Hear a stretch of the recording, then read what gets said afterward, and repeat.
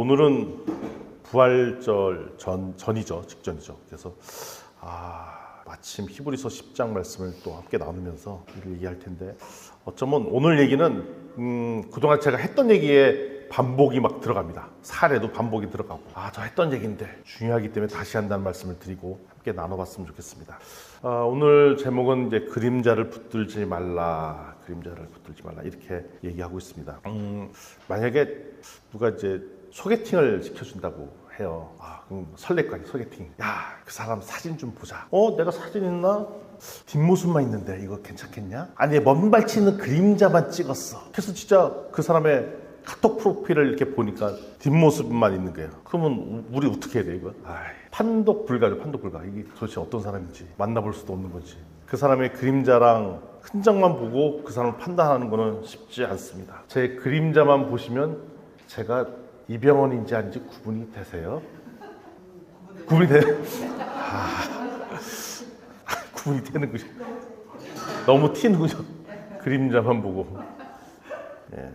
매년 이제 4월달 되면은 저희 집안은 4월 5일날 저희 부모님 생신이 막 있어요. 지금 장모님 생신 최근에 지나갔고, 그다음에 어머님, 아버님 뭐 이렇게 생신 연달이 있는데, 마침 어버이 오신 날도 있고. 근데 저희가 이제 진주에 내려와 사니까 부모님 뵙기가 참 그렇잖아요. 자주 못 봬요. 1년에 한 두어 번 뵙니다. 근데 이런 생각을 했어요. 좀 너무 죄송하다. 근데 이게 시간이 지나니까 당연하게 된 것 같아요. 옛날에 서울에 살 때는 일주일에 한 번 이상은 뵀던 것 같거든요. 주일날 오후에 교회 갔다가 찾아뵙고 뭐 인사하고 뭐 그랬는데, 지금은 여기 내려오니까 1년에 2번 보는 거가로 그냥 퉁치는, 연락도 잘 안 드리는. 근데 처음에는 뭐 그런가 보다 하다가, 이제 반대로 이제 제가 이제 애가 셋이 되고 뭐 이러면, 특별히 이제 큰애는 이제 호주가 있고 뭐 그러면은 간혹 가다가 이제 연락이 먼저 안 오면 좀 마음이 좋지는 않은 거예요. 얘네들은 우리한테 안부도 안 물어보나? 바빴대, 사실. 또 만나서 통화하면 또 금방 또 좋아져. 그러면서 이런 생각을 해요. 진짜 사고 치는 애들도 많은데 1년 12달 한 번도 못 보다가, 어떤 자식 같은 경우는 이제 부모님께 와서 1년 내내 속색이다가 선물을 뭐 백화점에서 비싼 걸 뭐 백 같은 걸 딱 사줘요. 그러면서 막 유세를 떠는 거야. 이게 얼마짜리인 줄 아시냐, 막 줘. 근데 혹시 그 자식은 내가 이걸로 주는 걸로 올해 할 일 다 했다, 퉁 치고. 근데 부모님은 이럴 수 있잖아요. 그게 서운할 수 있어요. 왜 서운하냐면, 나는 가방을 원하는 게 아니라, 명품 가방을 원하는 게 아니라 널 원한 거다. 너를 뭐 그렇다고 딴 걸 원하는 게 너의 마음을 원한 거다. 저 바빠 죽겠는데 무슨 뭐 마음을 원해요, 그냥 퉁. 그래서 그래도 이놈의 자식아 그래도 좀 연락도 좀 자주 하고 막 그러면, 이렇게 좋은 날 내가 이렇게 선물 줬으면 됐지, 뭘 더 바라냐, 버럭 화내고 내년부터 나누겠다, 뭐 이런 스토리까지 이어지는 드라마들도 있죠. 어떻게 보면 그 선물 받는 사람들 입장에서 볼 때는 이제 관계를 원했는데, 이 관계가 아니라 이 선물이라는 것을 자기 정당화의 도구로 쓸 때가 될 때는 사실은 관계가 끊어지게 되어 있습니다. 근데 오늘 이야기가 이와 비슷해요. 하나님께 드리는 제사가 이 그림자 같다라는 표현이 나와요. 1절 말씀을 잠깐 좀 띄워주시면, 제가 중간에 보면 뭐라고 되냐면, 율법은 장차 올 일의 그림자일 뿐 참 형상이 아니다라고 돼 있어요. 제사가 그렇다고요. 제사는 실제가 아니라 실제 신은 예수님을 가리키는 표지편이다라고 돼 있어요. 그러면 제사를 얼마나 자주 드렸는가 봤더니 1년에 한 번 드렸더라고요. 여기 자주 드린 게 아니에요. 1년에 한 번 그 대제사장들이 드렸는데, 근데 제사를 드리는 목적이 뭔가, 이 제물을 해갖고 하나님께 바치면 이 제물로 만족하시겠지라고 생각할 수 있는데, 3절에 제사 지내는 이유가 나와 있어요. 3절도 좀 보여주시면, 3절 보여주세요. 그럼 그 이유가 명확하게 나와 있어요. 뭐라고 하냐면, 이 제사들은, 우리 같이 한번 읽어볼게요. 시작. 그러나 이 제사들에는 해마다 죄를 기억하게 하는 것이 있다.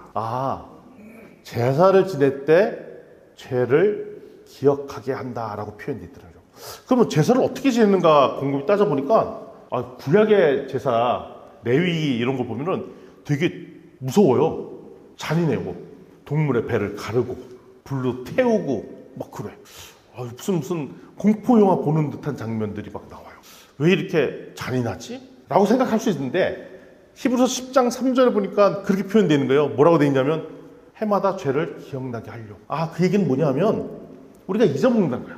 죄인이라는 거. 하나님 없이는 못 사는데 하나님 없이도 잘 살 수 있다라고 착각하는 것. 그래서 이게 제사 지내는 거가 완벽한 해결책은 아닌데 원래 세상 사람들은 이스라엘 민족조차도 하나님 없이 살았거든요. 하나님 모른 책 사다가 1년에 한 번씩 은혜를 주셔갖고 기억나게 하셨다는 거예요. 너 이대로 가면 큰일 난다. 너 죄인이다. 너 돌아와야 산다. 즉 제사를 통해서 너 돌아오게끔 하려고. 그래서 동물의 죽음을 보면서 죄의 참혹한 대가를 깨달으라는 거죠. 그런데 사람 사는 거가 이제 익숙화되고 패턴화되다 보면은 제사를 이렇게 반복하게 지내잖아요. 맨 처음에 막 두려워서 지내다가 반복되면 이게 익숙해져요. 공포영화 이런 것도 처음에 볼 때 무섭지 한 몇 번 보다 보면 이게 일이 돼요. 질리는 거? 너 질도록 본 거야 너? 예. 이해해요, 예. 그래요. 뭐냐면 반복되면 그게 각성이 돼갖고 뭐 별로 두렵지 않아요. 그래서 오히려 반대로 이게 익숙해져 갖고 뭐 배 가르고 뭐 이런 것들도 익숙해져. 그냥 별로 이게 무감각해져. 무서워하지도 않아. 그냥 무덤덤해져. 오히려 무슨 생각이 드냐면 이제는 제사 지냈으니까 이제 끝. 1년 동안 이제 하나님이 없이 살아도 돼. 언제 해결하는데? 1년 만에 한 번 드리는 그 제사 때 탁 제사 지내고 퉁쳤습니다. 근데 좀 올해는 좀 찝찝한 것 같아. 그러면 어떻게 해? 재물을 더 풍성하게 드리고 이 정도 됐으면 됐죠? 뭐 이렇게 바뀌어버린다는 겁니다. 근데 지금 가만히 보니까 우리가 혹시 지금 주일날 예배 드리고 헌금하고 그럼 하나님 제가 하나님의 백성으로 할 일 다 했지 않느냐. 주일날 예배 드렸으니 됐죠? 오늘 저기 입구에 헌금도 드렸어요. 여기다가 됐죠? 모임에 가끔 나가죠? 됐죠? 이렇게 거래로 전락하지 않았느냐가 오늘의 얘기예요. 그 하나님께서 원하는 거 뭐냐면 이런 거 필요 없다라는 거예요. 여기서 주의사항 필요 없다 그래서 예배 드리지 말라 헌금하지 말라가 아니라 하나님께서는 이걸 통해서 너가 죄인이라는 걸 기억해서 나한테 돌아가길 원했다는 그것이지 예배 드리지 말고 헌금하지 말라가 아니라 그냥 예배 됐으니까 헌금 됐으니까 치지 말라라고 말씀하셨다는 겁니다. 어디서? 히브리서 10장에서 그렇게 말씀드린 거예요. 5절 말씀 좀 보여주세요. 5절 말씀을 보면 또 함께 읽어볼까요? 시작. 그러므로 주께서 세상에 임하실 때 이르시니 하나님이 제사와 예물을 원하지 아니하시고 오직 나를 위하여 한 몸을 예비하셨다. 아멘. 그래서 하나님께서는 더 많은 제물을 이렇게 바치기를 원하신 게 아니라 오직 나를 위하여 한 몸을 예비하셨다. 우리는 알죠, 한 몸. 예수 그리스도 아들을 딱 보내고 아들의 순종으로 말미암아 죄의 고리를 끊어버리시고 그 얘기는 뭐냐면 더 이상 번제와 속죄제를 드리지 않고도 죄의 문제를 딱 해결하셨어요. 그래서 11절에 보면은 11절 12절 화면에 띄워놓고 제가 화면을 잠깐 보여드리면 이런 얘기가 나와요. 제사장들은 매일 서서 섬기며 자주 제사를 드리되 제사는 언제나 죄를 없게 하지 못하거니와.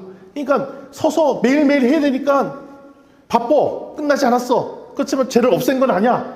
죄를 단지 기억나게만 한다는 겁니다. 근데 12절에 가보면 뭐라고 그러냐. 예수 그리스도는 단 한 번의 제사로 이걸 끝내버렸어요. 그리고 예수님은 어디 계셔? 하나님의 우편에 앉아 계시다. 왜냐하면 더 이상은 죄를 속죄할 필요가 없다는 거예요. 이미 끝나버렸다는 겁니다. 끝나버렸습니다. 왜냐하면 우리가 더 이상 제사가 필요 없게 되었어요. 왜? 예수 그리스도가 한 번의 순종으로 끝내버리셨다는 겁니다. 그러니까 예배 드렸으니까 끝, 헌금했으니까 끝이 아니라 이미 그건 구약의 반복적인 것은 예수 그리스도 다 끝내셨다는 것입니다. 그래서 더 이상 우리는 죄의 종이 아니에요. 죄의 종이 아니에요. 17절에 그렇게 정확하게 나와 있어요. 17절도 보여주시겠습니까? 뭐라고 되어 있냐 17절에 제가 읽을까요? 17절에 시작. 또 그들의 죄와 그들의 불법을 내가 다시 기억하지 아니하리라 하셨으니. 이게 뭐냐면 우리의 죄, 우리의 불법을 다시는 기억하지 않게 하려고 한 번에 해결하셨다고. 한 번에 다시는 기억하지 않겠다. 근데 이거는 하나님께서 까먹은 게 아니에요. 까먹은 게 아니에요. 그럼 뭐냐? 저 외계인은 하나님께서 그를 계산표를 드리면서 정산하지 않겠다는 겁니다. 너의 잘못한 걸로 너는 못 들어와 이걸로 판단하지 않겠다는 겁니다. 오히려 내가 너 사랑하니까 그냥 예수 그리스도 통로하면 너 이제 나한테 들어와도 돼. 이랬어요. 옛날에 구약 때는 왜 못 들어왔냐면 하나님께서는 죄와 함께 하실 수 없는 분이기 때문에 죄인인 우리가 제사를 지내지 않고는 하나님께 갈 수 있는 방법이 없었는데 이제는 예수 그리스도를 말미암아 이제는 날마다 올 수 있게 되었다는 겁니다. 이제 우리는 예수님 하나님을 만날 수 있게 되었다는 거예요. 매일. 그래서 무슨 표현이냐? 번제나 속번제 이런 걸 지내야만 겨우 이렇게 뵐 수 있는 게 아니라 이제는 매일 만날 수 있다는 거예요. 네가 갖고 있는 잘못을 알고 있잖아요. 이 교회 오시죠. 제가 아직 부족한 게 많아서요. 뭐가 부족하다는 거지? 제가 아직 쥐인제가 많아서요. 어디 선교지 한번 가시겠습니까? 제가 아직 세속의 때를 씻지 못해서요. 뭐 이렇게. 이게 뭔 얘기야 도대체? 세속의 때를 씻지 못했다는 게 아직 제가 죄인이라 묻지 않겠다고 그러셨거든요. 죄인인 거 아는데 그를 들어올 수 있는 통로를 만드셨다고 말씀하셨어요. 그런데 우리는 여전히 잘 못 살잖아요. 근데 우리 항상 죄책감과 두려움에 떨어요. 그 다음에 우리가 해야 될 리스트를 적죠. 리스트 적는다 해서 우리 심플리 루트 그거 얘기하는 거 아니에요? 예. 매일 해야 될 거, 성경 읽고 이게 아니라 여기서 얘기하는 체크리스트는 교회 가기, 뭐 헌금하기 이런 거 안 했으면 나 죄인, 했으면 뭐 죄인 아니고 난 잘난 사람. 이게 된 게 아니에요. 이게 아니라는 거예요. 우리는 어떤 관계냐면 진짜 하나님과 우리의 사랑하고 감사하고 함께하고 동행하고 기쁨, 그리고 하나님과 한 마음이 돼서 같이 동행하는 삶으로 초대받았다는 거예요. 이제는 정산하는 관계가 아니라 죄 짓고 번제 드리고 이런 관계가 아니라 이제는 하나님과 하니까는 동거동락 일상의 생활이 된다는 거예요. 예를 들어서 말씀드릴게요. 이거는 제가 수십 번도 수만 번도 했던 얘기예요. 우리 집 막내가 어렸을 때 저한테 바쁘게 지나다 오니까 퇴근해서 얘 막 놀기 좋아하는데 좀 미안하더라고요. 그래서 제가 가서 지민아 내가 좀 놀아줄까? 하면 본인이 기억하는지 안 하는지 모르는데 나한테 그러는 거예요. 아빠 놀아주지 말고 그냥 놀아 나랑. 걔가 그 얘기 듣고 사실 내가 충격을 그러니까 지금도 기억하지.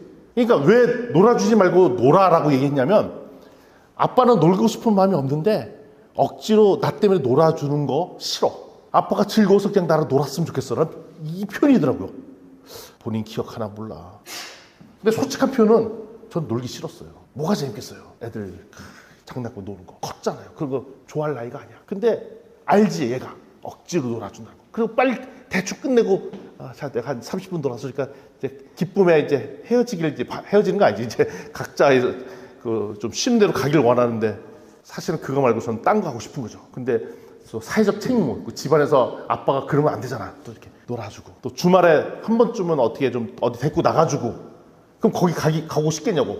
가기 싫지. 진양호에 있는 그 동물원 가고 싶으세요 목사님? 거기 지금은 없던데 장로님 좋아하시려나? 거기 뭐 미약 하나만 지금은 없어졌지만 더 이렇게 뭐 타는 것도 좀 있고 그래요.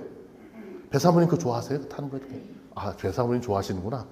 야, 참 특이하신 사모님이세요? 저는 별로 재미없어요, 이거. 즐겁지가 않아. 근데 그걸 가야 되는 거죠. 근데 그걸 그냥 억지로 가는 게 아니라 즐거운 마음으로. 그걸 얘기를 듣고 충격을 받았어요. 의무가 아닌 동고동락. 그러니까 하나님께서 이런 걸 원하시는구나. 하나님과 하는 것들을, 저는 하나님이랑은 이게 내 성향상 잘 안 맞아서 하나님과 놀기는 부담스럽거든요. 저는 친구들이랑 이렇게 노는 게 좋지, 하나님과의 좀 부담스러워요. 하나님과 노는 거는. 근데 하나님께서는 우리랑 놀고 싶다는 거예요. 근데 그게 억지로 짜낸 종교적 행위. 종교적 행위는 뭐냐면 예배. 뭐 이런 행위가 아니라 진짜 나를 찾길 원한다는 거예요. 진짜 나를 찾. 우리가 급할 때는 친한 친구를 찾거나 막 그러잖아요. 그런 것처럼 나랑 얘기하고 싶어 하고. 내가 하루 종일 스트레스 받았어. 그러면 이제 가면 막 얘기하고 싶어요. 아내가 저를 좋아하는 이유가 있어요. 왜냐면 제가 아내 말을 잘 들어줘요. 딴 데 가서는 그런 얘기를 못 하는데 나한테는 한대. 내가 들어주는 거죠. 이렇게.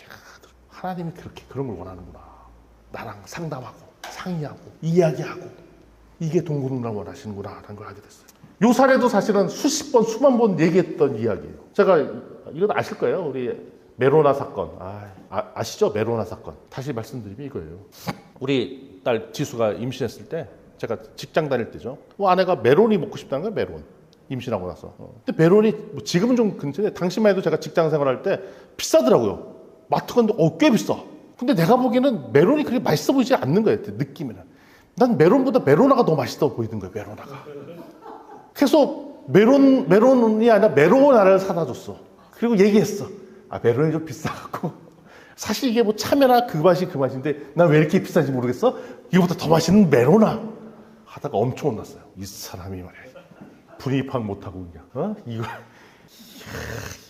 살려 뭐 어떻게 깨달았죠. 아, 이게 돈이 중요한 문제가 아니구나. 이 마음이 중요하고 그때 딱 그 땡겼던 그 맛 그거를 원했던 건데 그 돈 더 비싸다고 안 사준 거 제가 알았죠. 그러다가 이제 셋째 지민이 임신하고 왔을 때 한 번은 제가 평구동 살 때인데 밤 9시 넘었는데 생선튀김 아니 새우튀김이 먹고 싶다는 새우튀김을 밤 9시 넘어서 어떻게 구해. 그래서 평구동 앞에 우리 집 아파트 앞에 있던 일식집이 들어갔어요. 그랬더니 이제 그 주인 그 요리사분이 이제 손님 이제 문 닫을 시간인데요. 그랬더니 제가 사정을 얘기했어요. 지금 아내가 임신 중인데 이거 먹고 싶다고 한다.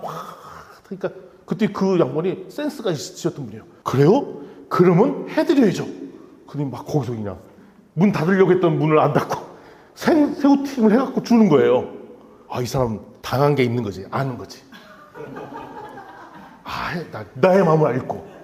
근데 사실 번거롭잖아요. 퇴근하고 9시에 가서. 그리고 제가 전형적인 서울 사람이라 남한테 가서 싫은 소리, 부탁 이런 거 되게 싫어요. 그리고 누구한테 가서 뭐 원래 정해진 룰에 딴 거 뭐 이거 되냐고 물어보는 거 이런 거 별로 안 좋아해. 그냥 알아서 해주기를 원하고 이런 거 좋아하는데 그때는 막 용기가 나갔고 그 조리사 아저씨한테 안 되는 건데 막 얘기하고 요구하고 이 자발성이 어디서 나는가? 아내를 사랑하니까 이렇게 되는 거잖아요. 사랑과 무서움은 동전양면이라 다 붙어 있어요. 근데 제가 그때 깨달음이 있었던 거예요. 깨달음. 왜 어떤 깨달음이냐면 하나님이 이런 관심. 그러니까 우리가 있잖아요.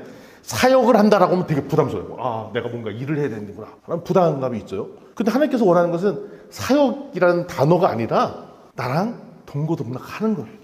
그냥. 나와 놀고 나의 관심사에 같이 있기를 원하는 거구나. 그러면 그게 힘든 게 아닌 거죠.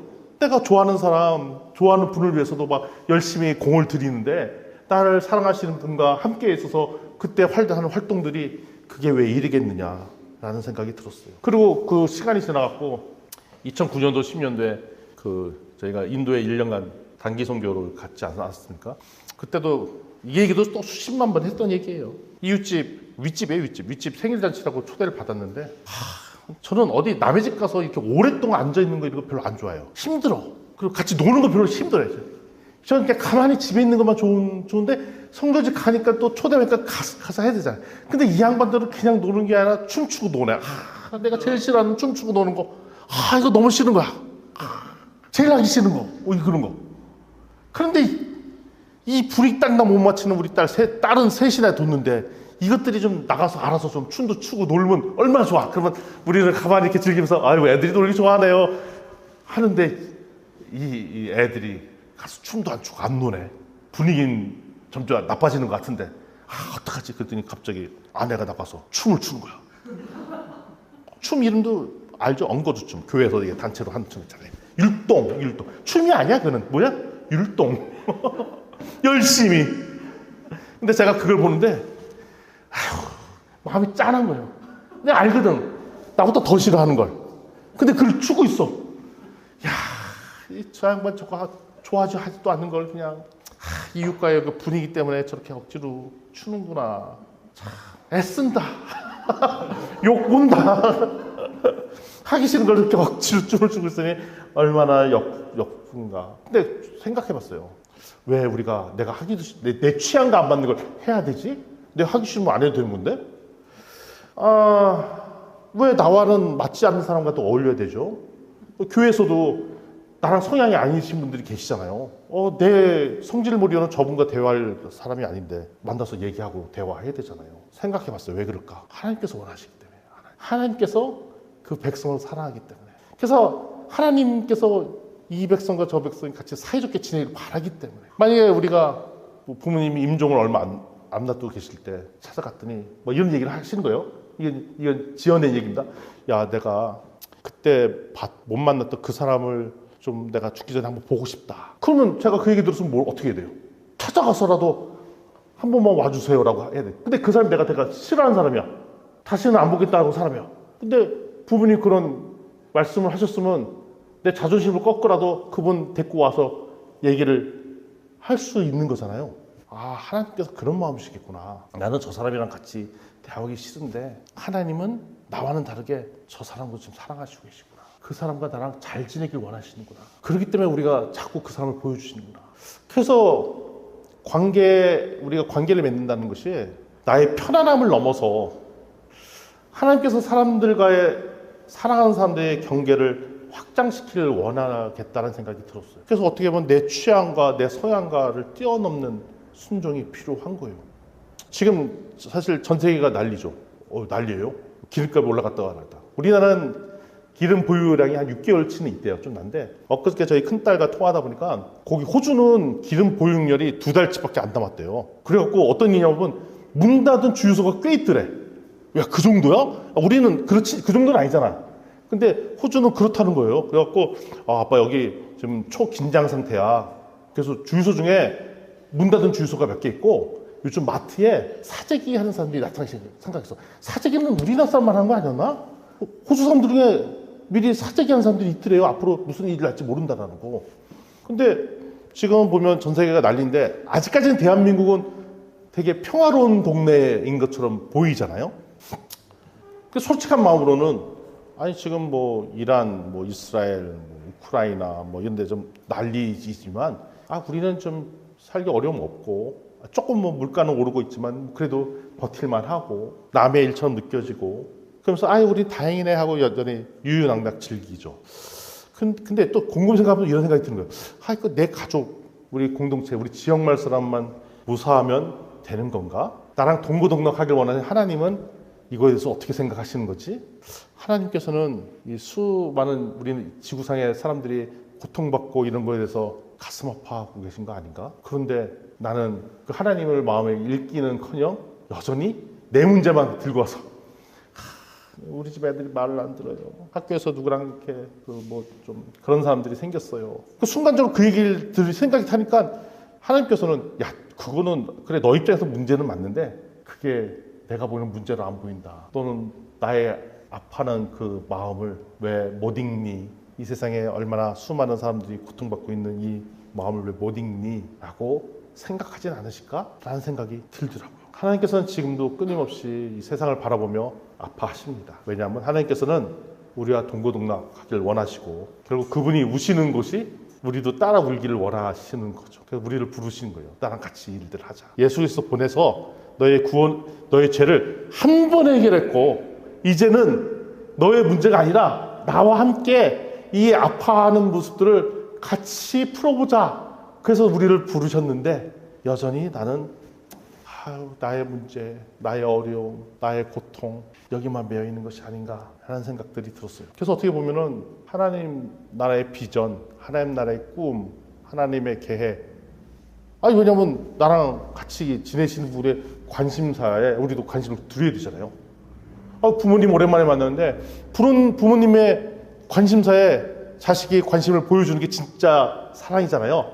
한 1년 만에 한 번 만나서 선물 딱 주고 그것도 선물 부모님이 원하는 선물이 아니라 누가 원하는 선물? 내가 원하는 거 딱 주워버리고 이게 아니라는 거잖아요.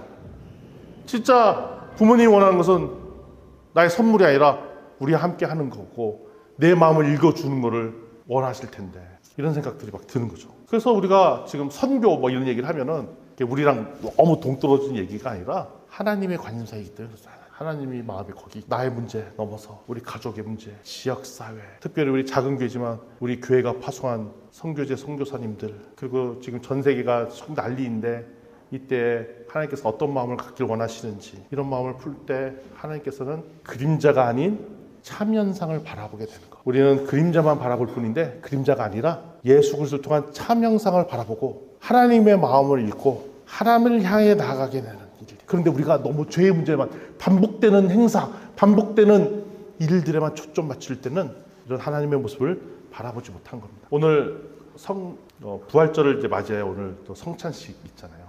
예수 그리스도의 피와 살 이 먹음으로써 우리는 예수 그리스도가 한 몸이 되었고 한 피가 되었다라는 선언입니다. 이제는 성찬식에 참여하는 순간 어떤 고백이냐면 저는 예수 그리스도와 한 몸입니다. 예수 그리스도와 동고동락으로 살겠습니다. 예수 그리스도 하나님의 마음을 읽고 저희도 거기서 같이 아파하고 같이 울고 같이 기뻐하는, 내가 좋아서 기뻐하는 것이 아니라 하나님이 기뻐하신데 나도 같이 동참해서 기뻐하는 그 삶을 살겠다는 고백이 되었으면 좋겠습니다. 아멘. 우리 좌우 지체들한테 이렇게 고백했었으면 좋겠습니다. 주님께서 다시 사셨습니다. 주님께서 부활하셨습니다. 주님께서 우리와 함께 살길 원하십니다.